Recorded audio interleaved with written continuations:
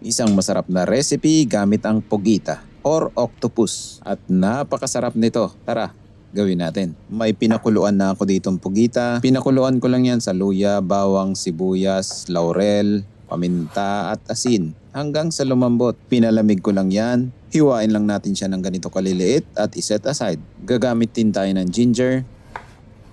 Hiwain lang natin yan at chop-chopin lang natin ang pinong-pino na kagaya nito. Isang malaking sibuyas. Hiwain lang natin ng maliliit na kagaya nito.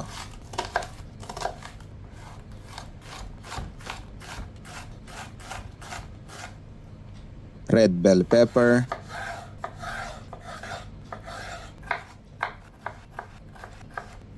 Green bell pepper.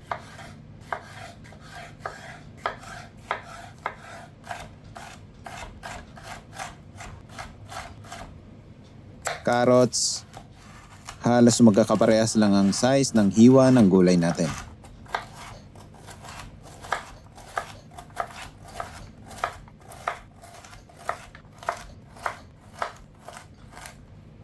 Spring onions, gagamitin natin pang garnish yan mamaya.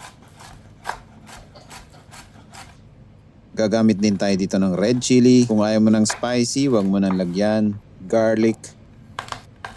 Chop-chopin lang natin ang pinong-pino yan. Pagpapainit lang tayo ng kawali. Lagyan lang natin ng konting olive oil. Igigisa lang natin ng ginger, onion, red and green bell peppers, carrots, garlic. Titimplan lang natin ng konting asin. Gisahin lang natin yan ng 1 to 2 minutes.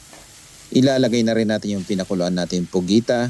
Titimplahan lang natin ng tomato paste, soy sauce, oyster sauce, bay leaves, vinegar, black pepper. Gisa-gisain lang natin yan hanggang sa kumapit yung pampalasa na nilagay natin. Tapos kung gusto mo ng spicy, lagyan mo lang ng sili. Para lalong sumarap, lalagyan din natin ng butter. Imimix mo lang yung konti hanggang sa matunaw yung butter.